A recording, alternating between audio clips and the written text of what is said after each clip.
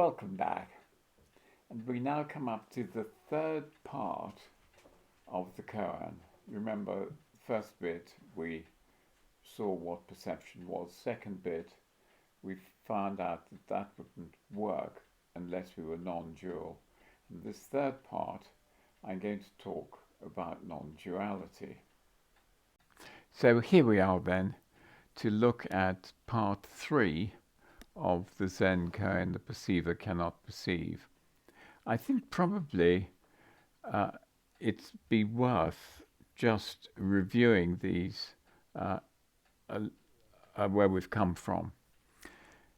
And our question is really, for part 3, is what is it like to be non-dual? So let's back up then and see, just remind ourselves how the brain perceives. You can see on the left the kittens. The light from that goes into the eye, into the visual cortex, and into the temporal lobe, and then later into the parietal lobe. And all these functions produce a picture in our brains, of the kittens, and the brain then projects it back out, so we see it out there. So in a way, it's all a bit of a cheat. The way the brain produces conscious seeing is like this. There's the excitation in the brain, and then we see consciously. So part 2, here we examine the meaning of the koan, the perceiver can't perceive. And first of all, we have the model of duality, the perceiver on the left, and the kittens, the object, on the right. That is the model of duality. And then we went to the model of non-duality. And you remember that Rupert Spira had pointed out that this is, it all arises from stillness, right at the basis of perception. The difference between these two models is non-duality is in fact a quantum mechanical science, whereas duality is a reductionist science. And the reductionist science strips this off our world and ourselves completely. So we are using what is a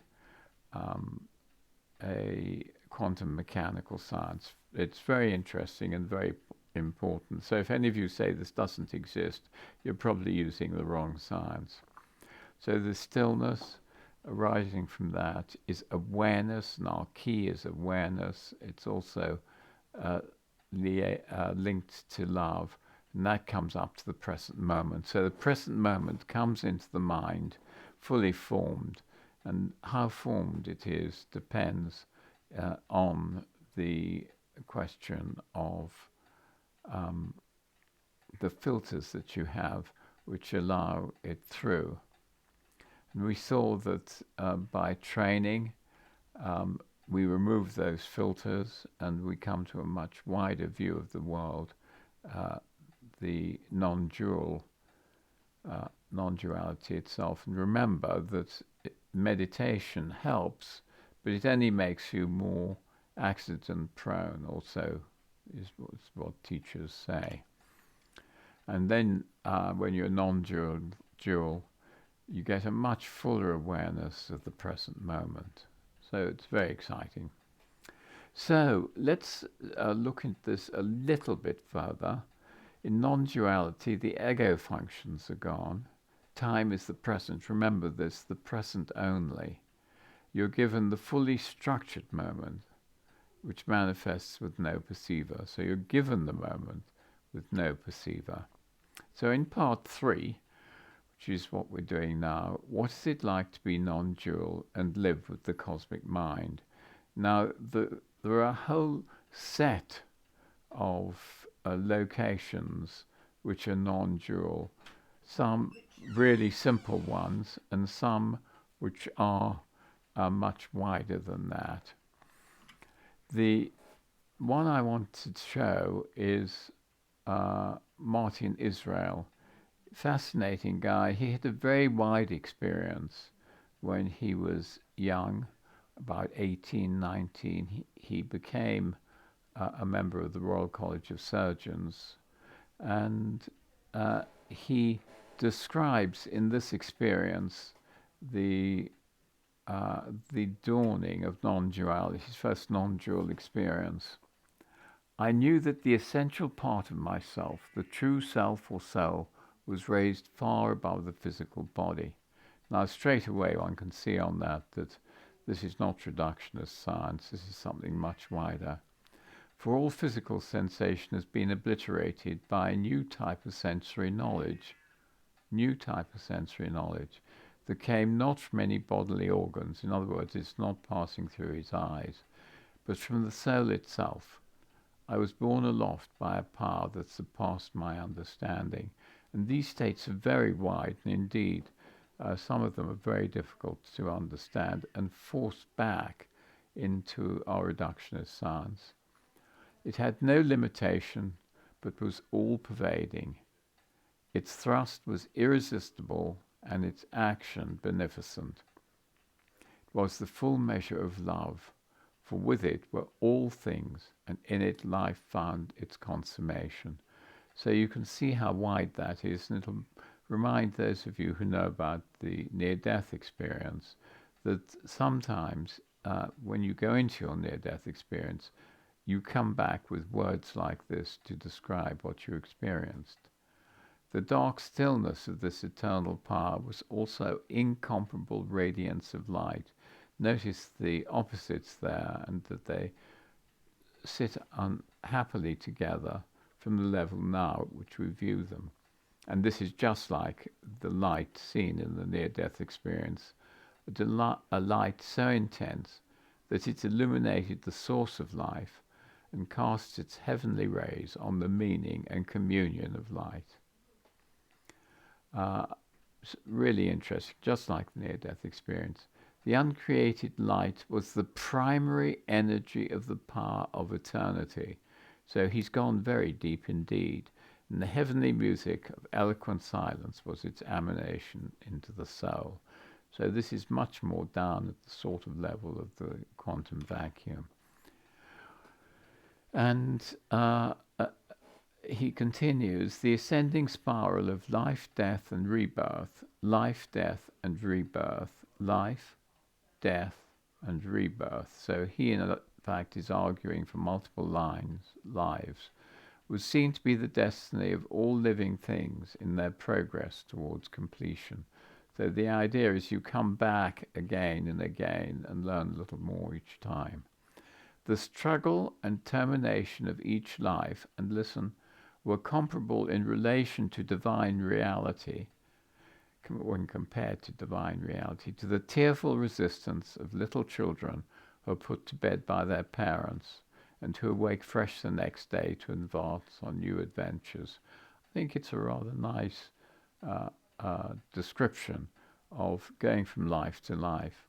I was filled with an irresistible sense of humor and delight when I realized that the pain borne by the creature was trivial in comparison with the glory that was to be revealed in him and in the whole world at the end of the human struggle. Now, there are a number of philosophers who have talked about this, but Martin Israel gives a very nice description of it. So how do we find this bliss? There's another book you might like, The Secret of the Golden Flower, and this is a discussion of how one can, in fact, advance to non-duality. Page 55, this is how to keep energy, and I like this one. Whenever you leak vital spirit being stirred and interacting with beings, in other words, when you act outside, this is all fire. Whenever you gather back the spirit of consciousness, quiet it down to steep in the center, that is all water. Don't worry about the terms fire and water, they're just the way that they have terms to explain what they're doing. When the senses run outwards, that is fire. When the senses turn around inwards, that is water. So once you withdraw to rest your vital spirits and are not influenced by objects, then that is the true intercourse, and of course, when you sit in profound silence. So it's arguing there for meditation, and it's arguing for being aware of what your inner feelings are. So here's a test for you. Now, note your energy level. How still is the mind, and how focused are you? Now note that when thoughts come in and you follow them, your energy is stolen. Do not allow the thieves to come in and steal. So how do you do that? Well, just what we say. Turn your attention inwards, don't spend your time outwards, and do not follow thoughts. Thoughts come from your egoic structure. Don't follow them. The more focused you are, the more you develop. The greater the energy, the more solid the light body. And the light body is in fact what we're dealing what we are developing in order to become non-dual. So direct expansion of bliss.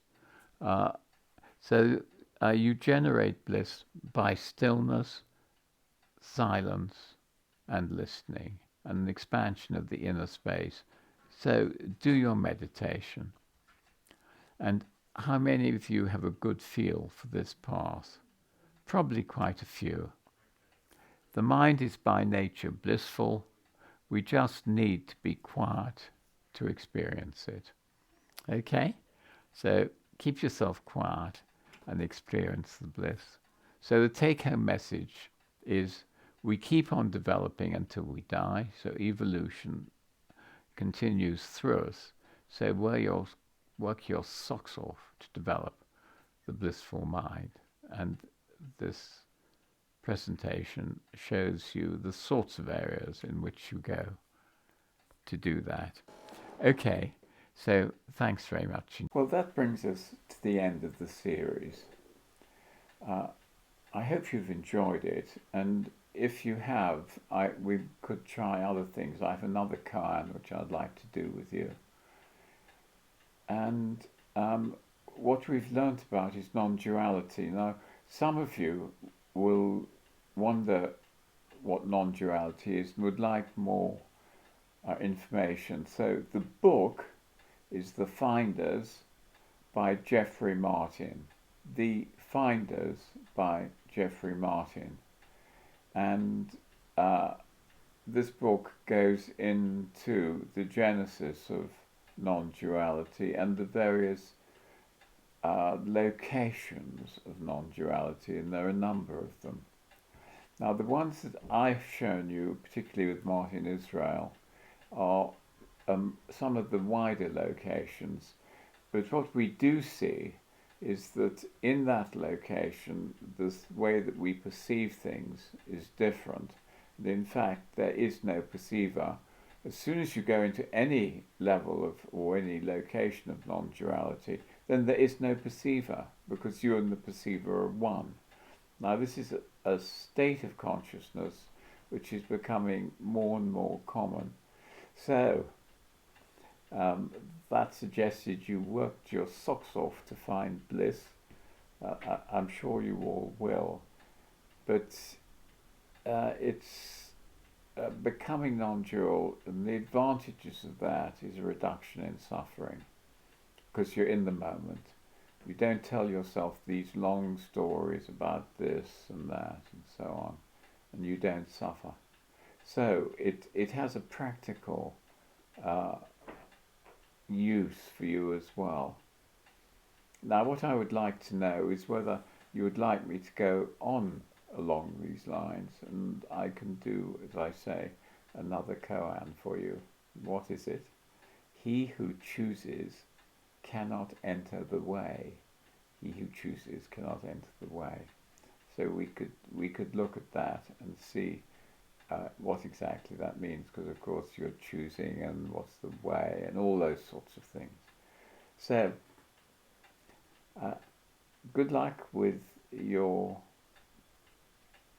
looking into perception, and I hope it all goes well for you. Geoffrey Martin, The Finders, will be a big help for you. Let's hope next time we meet you're all non-dual, possibly. Okay, thanks very much. Right, you are then. Okay, bye-bye.